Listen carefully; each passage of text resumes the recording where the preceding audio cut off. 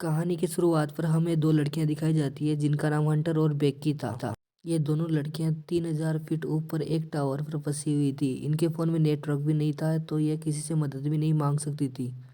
इसलिए आसपास उन्हें किसी का देख पाना भी मुश्किल था। और तो और इन दोनों में से अगर कोई नींद लेने की कोशिश भी करती तो गिद्ध आकर इनके मांस को खाने लगती। तो ये लड़कियां दोनों इस टावर पर कैसे फंसी, तो इसके बारे में हम आगे इस वीडियो में बात करते हैं। वीडियो के शुरुआत में पिंकी अपने हस्बैंड डैन और अपने दोस्त हंटर के साथ माउंट एवरेस्ट पर फतेह कर रही थी।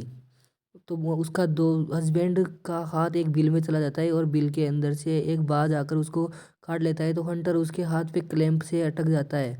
लेकिन जैसे ही वो दोनों हंटर की उद्यम की मदद करने के लिए पास में आती है, तो वह क्लिप वहाँ से निकल जाता है और हंटर नीचे गिर जाता है और वो मर जाता है। मर जाने के बाद हंटर बहुत दुखी हो, जहाँ बेकी अपने हस्बैंड को लेकर बहुत दुखी थी और वह शराब भी पीने लग गई थी बहुत ज़्यादा।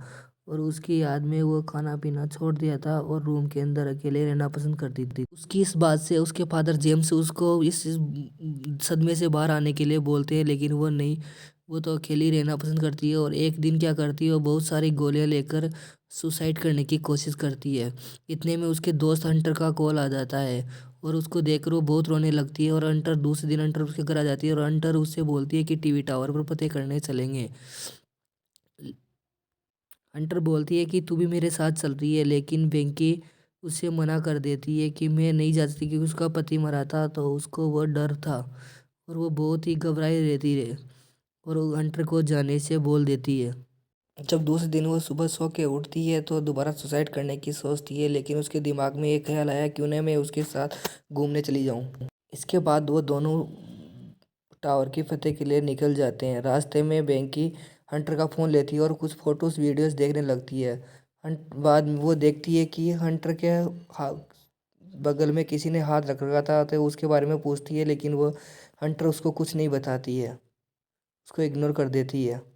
थोड़ी देर बाद हंटर के मोबाइल में उसके डैड का फ़ोन आता है और वो उसको अटेंड नहीं करती है और वो थोड़ी दूर जाके एक होटल में रुक जाती है और वहीं रात बिताती है।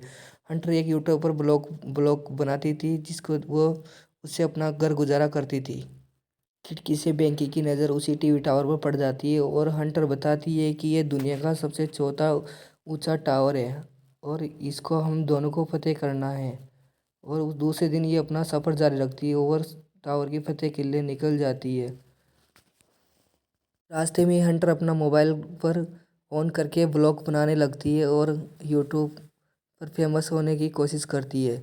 और दोनों ही टावर के पास पहुंच जाती है और टावर के पास आने के पास वहाँ ताला लगा होता है, तो वहाँ से कुछ पैदल पैदल जाने की कोशिश करते हैं। तो जाके देखती है कि कुछ गिद्ध मरे हुए जानवर को खा रहे थे और हंटर उसका वीडियो बनाती है और उस जानवर की फ़ोटो को इंस्टाग्राम पर पोस्ट कर देती है और उसमें कुछ ही देर में बहुत सारे लाइक और व्यूज़ आने लगते हैं। वो देखकर बहुत खुश होती है और टावर के पास पहुंच जाती है। दोनों टावर के पास चढ़ने को कोशिश करती है, लेकिन बेंकी मना कर देती है, क्योंकि बेंकी को पहले ही ये सदमा से में पहुंच चुकी थी और उसको डर लग रहा था। हंटर उसको समझाती है और दोनों टावर पर चढ़ने के लिए मनाती है।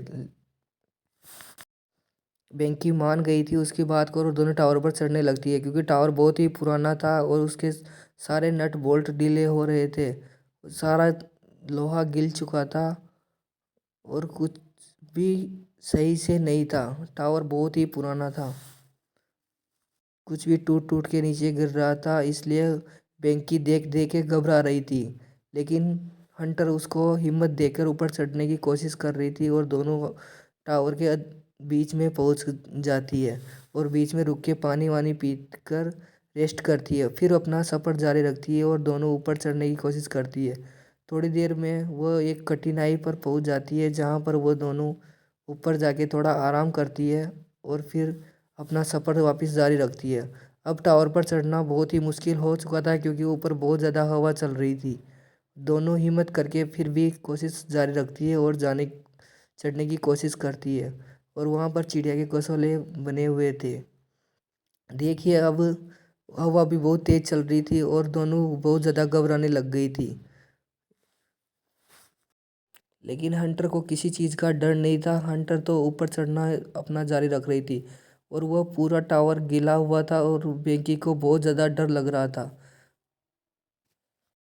टीवी टावर की सीढ़ियाँ के बोल्ट भी निकल निकल के पड़ रहे थे और वो दोनों बेंकी डरी हुई थी और हंटर ऊपर चढ़ गई थी और बेंकी को भी ऊपर चढ़ा लिया और दोनों ऊपर चढ़ के बहुत ही खुश होते हैं और फोन में सेल्फियाँ लेने लगती है और ड्रोन को उड़ाकर वहाँ से अपने यूट्यूबर को दिखाने की कोशिश करती है, वीडियो बनाने लगती है। लेकिन वहाँ पर कोई नेटवर्क सिग्नल नहीं था और ड्रोन पे वो एक हाथ से लटक कर वीडियो शूट करती है और इसी प्रकार उसके दोस्त बेंकी को भी करने को बोलती है। लेकिन बेंकी बहुत ज़्यादा डरी हुई थी, उसको ये करने में बहुत ज़्यादा डर लग रहा था। लेकिन हंटर उसको मोटिवेट करके अपने हाथ से पकड़कर नीचे लटका देती है और वीडियो शूट कर लेती है और फ़ोटो भी खींच लेती है। दोनों मिलके बहुत खुश थे और बैठकर वहाँ पर अपने बेंकी अपने हस्बैंड की हस्तियाँ को विसर्जित कर देती है और दोनों बहुत ही इमोशनल हो जाती है दोनों। इसके बाद वो दोनों सोचती है कि अभी हमें वापस जाना चाहिए और वो वापस जाने की तैयारी करती है। इतने में बेंकी को नीचे उतरने की कोशिश करती है, इतने में टावर की सीढ़ी टूटकर नीचे गिर जाती है और बेंकी रस्सी के सहारे लटकी रह जाती है और हंटर उसको पकड़कर वापस खींचकर टीवी टावर पर वापस बैठा देती है और दोनों बहुत ही ज़्यादा डर जाते हैं। अब उतरने का उसके पास कोई चारा नहीं था और दोनों ज़ोर ज़ोर से हंसने भी लगते हैं और नीचे देखकर बहुत भयानक डर लग रहा था दोनों को। मोबाइल में सिग्नल भी गायब हो गया था, वो किसी को कॉल भी नहीं कर सकते और उनका बैग भी नीचे गिर गया था। अब उनके पास खाने पीने का भी कुछ नहीं था। वो दोनों बहुत ही परेशान हो जाती है और घबराने लगती है और देखती है कि आसपास कोई दिखाई नहीं दे रहा उनको और वो बेकी और हंटर दोनों आपस में बात करती है कि अब क्या करें। दोनों बहुत ही परेशान है। वह देखती है कि कोई भी उनको नज़र नहीं आ रहा, अब क्या करे। हंटर देखती है कि बेंकी के पैर में चोट लगी थी और चोट से ब्लड बाहर आ रहा था। ये देखकर वो दोनों बहुत ही परेशान और बहुत ही दुखी रहती है और बेंकी अपना हंटर अपना शर्ट उतार कर बेंकी को पैर को बांध देती है और हिम्मत रखने को बोलती है और दोनों मिलकर वहाँ पर बैठी बैठी बातें करने लगती है और सोचती है कि अब क्या करें।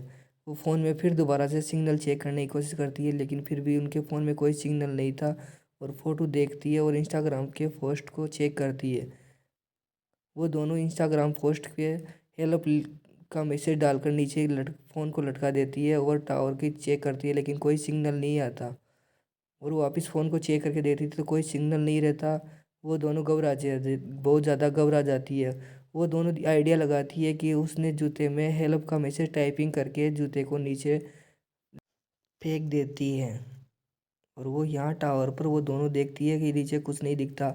इतने में बेंकी की नज़र हंटर के पैर में पड़ती है, उस पर 143 लिखा हुआ था। तो हंटर समझ गई थी कि उसका पति हमेशा उसको आई लव यू नहीं कह के 143 ही बोलता था। थोड़ी बार देर बाद हंटर को दूरबीन से टावर के पास नीचे गुजरता हुआ एक आदमी और डॉग दिखाई देता है।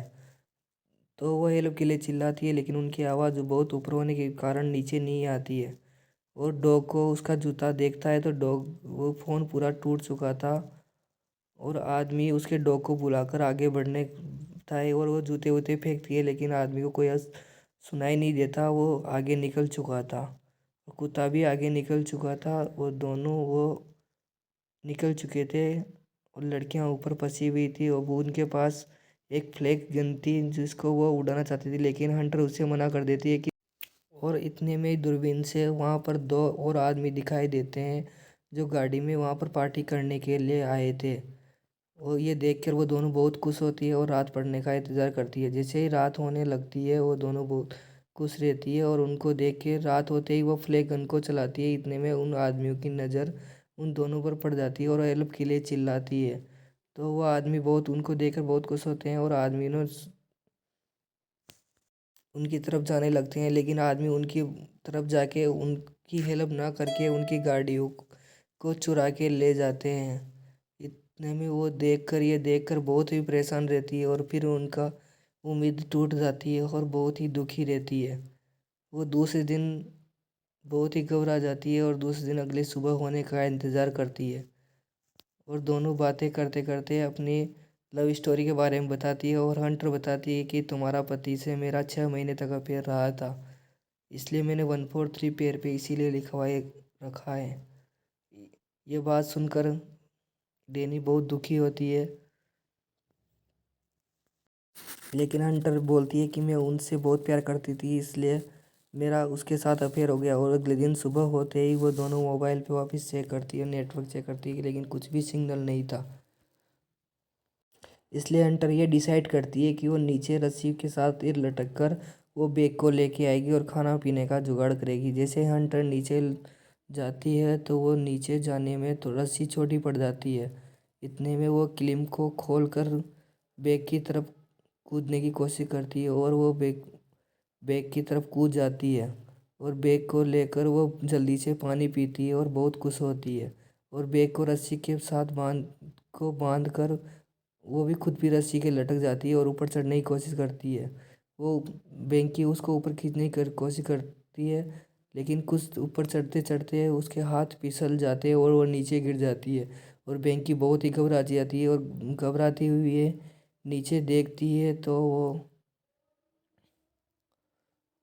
बेंकी हंटर को वापस चढ़ते हुए पाती है और ये देखकर वो बहुत खुश होती है और वो उसको हंटर को ऊपर खींच लेती है और दोनों ऊपर चढ़कर खाना खाने लगती है और रेल का मैसेज लिख के ड्रोन से उड़ाने की कोशिश करती है, लेकिन ड्रोन में बैटरी कम हो जाने के कारण वो ड्रोन को वापस ले आती है और वहाँ पर बैठकर कुछ और उपाय सोचने की कोशिश करती है। वो दोनों वहीं पर सोने की कोशिश करते हैं, जिसे एक सोने की कोशिश करते और गिर जाता और मांस को खाने की लग जाता, तो वो सो भी नहीं पाते और दोनों पूरी रात बैठ के गुजारती थी और बहुत परेशान थी। अगले दिन उन दोनों ने सोचा कि टीवी टावर की लाइट से ड्रोन को चार्ज कर लेते हैं और बेंकी ऊपर चढ़कर ड्रोन के चार्ज को प्लग को उसमें लगा देती थी, लेकिन प्लग बहुत ही लूज होने के कारण उसको वहाँ पर पकड़ कर रुकना पड़ रहा था और ड्रोन चार्ज कर रही थी दोनों मिलके। इतने में एक गिद्ध आता है और बेंकी के हाथ को काटने की कोशिश करता है। बेंकी ये देखकर बहुत ही डर जाती है और वो बहुत परेशान हो जाती है और उसके हाथ से बैग फिसल जाता है और नीचे गिर जाता है और वो भी फिसल कर नीचे आ जाती है और ड्रोन भी फुल चार्ज हो गया था और ड्रोन को दोनों उड़ा देती है और ड्रोन ट्रक से टकरा कर बीच बीच में ही टूट जाता है और कैमरा भी ख़राब हो जाता है। ये देखकर वो दोनों फिर घबरा जाती है और उनकी उम्मीद फिर से टूट जाती है। दोनों बहुत ही घबराई रहती है। रात पड़ने लगती है वापिस और दोनों को बहुत ही ज़्यादा भूख लग रही थी, वो क्योंकि 2-4 दिन से कुछ भी नहीं खाया था। और बेंकी हंटर खाने के बारे में सोचती है, लेकिन वहाँ पर कुछ भी खाने को नहीं था और पूरी रात ऐसे देखते देखते निकल जाती और बाज आता और उनको खाने की कोशिश करता। दोनों बहुत ही परेशान रहती है और सोचती है कि अब क्या किया जाए। इतने में बेंकी सपने के जैसे बर्ताव कर रही थी। बेंकी को ये रियलाइज होता है कि बेंकी हंटर नीचे गिरी थी, तभी उसकी मौत हो गई थी और वह उसके प्रतिबिंब को ही बातें कर रही थी। ये सोच के वो बहुत ही घबरा जाती है और बहुत ही अपने आप को टूट जाती है अंदर से। इतने में वो अपने पापा का फोटो देखकर बहुत ही मिस करती है उनको। वो घर को बहुत मिस कर रही थी और पापा भी उसको बहुत मिस कर रहे थे। जब अगले दिन बेंकी उस टावर पर सो रही थी तो गिद्ध उसके मांस को खाने आता है, तो बेंकी उस गिद्ध को पकड़कर मार देती है और गिद्ध को खा कर खाने लग जाती है, जिससे उसको थोड़ी बहुत एनर्जी आ जाती है और वो वहाँ से नीचे उतर कर वहाँ पर हंटर की लाश के पास आ जाती है और वह आइडिया लगाती है कि उसके मोबाइल में मैसेज टाइपिंग करके उसके पापा को और हंटर की लाश के अंदर उसको डालकर मोबाइल को और उसको नीचे धकेल देती है। थोड़ी देर बाद वो मैसेज उसके पापा को मिल जाता है और उसके पापा उसको ढूंढते हुए पुलिस के साथ वहाँ टावर के पास पहुँच जाते हैं। और तो उसके पापा वहाँ जाके देखते हैं तो पुलिस एक लाश को उठा कर ले जा रही थी, तो उसके पापा डर गए थे कि वो मेरी बेटी मर चुकी है। लेकिन थोड़ी देर बाद गाड़ी के पास है उसकी बेटी को देखकर वो बहुत खुश होते हैं और बहुत ही अच्छा फील करते हैं। उसकी बेटी भी बहुत ही चैनल को अच्छा सब्सक्राइब फील करना करती है। मत भूलना। चैनल ऐसी को इंटरेस्टिंग सब्सक्राइब करना वीडियो मत देखने भूलना। के लिए हमारे चैनल को चैनल को सब्सक्राइब सब्सक्राइब करना करें मत और बेल भूलना। आइकन को चैनल प्रेस को करें सब्सक्राइब और करना मत वीडियो को भूलना। शेयर करें। चैनल को धन्यवाद। सब्सक्राइब करना मत भूलना।